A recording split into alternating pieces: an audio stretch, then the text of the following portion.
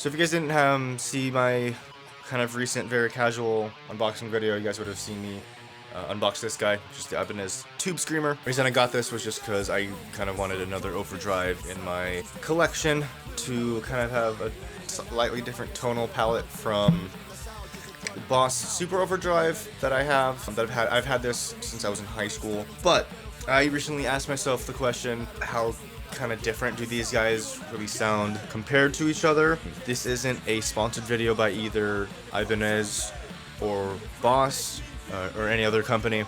I'm simply making this out of my own time, just because I simply had a question and I kind of wanted to make a little experiment video on it and hopefully spark a discussion, a civil one at that, in the comment section, and just kind of on the online guitar community and just audio production community as well, because I consider myself in both as a guitar player and audio engineer. So what we'll do first is, I guess, definitely we'll be giving you guys some isolated tones and some full mix stuff here in a little bit, but what I guess I'll do is I'll go over the info on these pedals, just in case for those of you who are kind of new to guitar playing, audio, production, and music, or just maybe for those of you who don't really know much about pedals. So I guess I'll start with the TS-9, just because this is like the most popular overdrive pedal for guitar players and, you know, audio engineers who, you know, record bands or guitar players. This is obviously the Tube Screamer, which, for the very little research I have done, was introduced in 1979. It has a soft clipping circuit in it. It's a very well-known pedal for having a mid-range hump, kind of like 800 to 1000, I think, somewhere in there. It's gone through many different iterations throughout the years since it was introduced. This one is the TS-9 when I got this one this year. It has an op-amp circuit as well. That's kind of all the information I was able to gather from my very limited time of research. Same thing with this one. I believe this was introduced a year beforehand. Maybe, don't quote me on that, but that's kind of what I found from looking into it. Same thing. Known for soft clipping, but it's a bit different in terms of how it clips. The mid hump is also a bit different. It's a bit higher to my ears. It's a bit tighter as well. I'm not too sure if this is an op-amp circuit. I'm not much of a pedal person. Like I say, I love pedals, but in terms of circuitry, don't know too much. But yeah, so both pedals are, in terms of layout, are very pretty much the same. Both have a level drive and tone knob. Obviously, one's yellow, other one's green. So what I am going to do now is I'm going to take you guys through a full mix, and then right after the mix, do some isolated sounds of both these pedals. What I did is I just recorded 2 stereo guitar parts, a rhythm part on both the left-hand side and the right-hand side, and also a little melody part halfway through. I reamped the same exact guitar performance through the same exact rig with the same exact amp settings, with the same exact mic position, using the same exact mic. I'm using a 57 on a vintage 30, just because everyone knows how that sounds. Only thing that is changing are the pedals. I'm not going to reveal what they are until after the mix and isolated tones. What I am going to be playing through is a portion of A Day to Remember song called LeBron, and it goes something like this.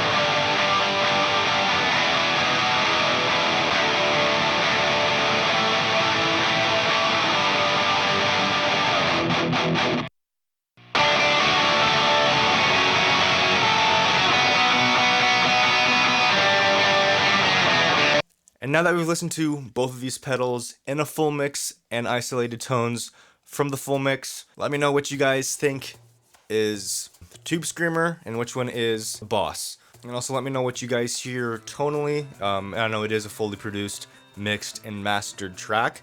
The reason I did that is because that's where you'll be most familiar with listening to guitar, so that's why I did it that way. But then what I've noticed is they're both very, very similar sounding pedals. Obviously there are very slight differences tonally, but they are pretty similar.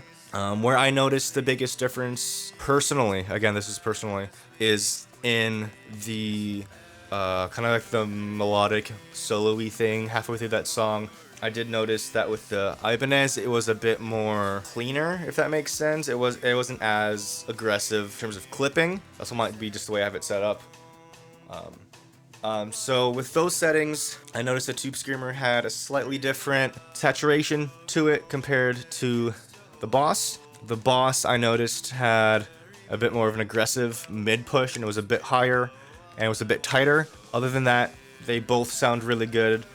So I guess for the reveal, tone A, or pedal A, I should say, the Tube Screamer, pedal B was the Boss.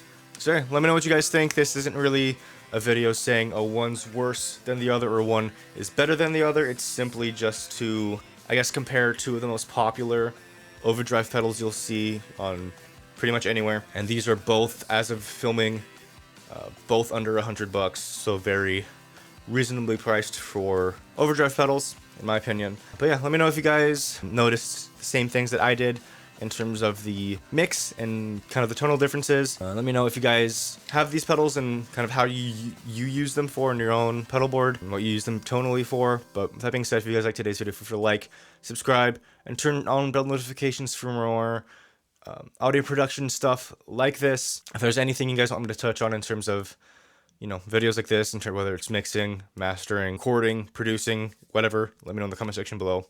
I am on the road to 1,000 subscribers and I'd love to have you guys on the journey to that milestone. With that being said, if you guys like today's video, feel free to like, do all that stuff I said, like, subscribe, turn on bell notifications. That being said, see you guys in the next video. Rock on, guys.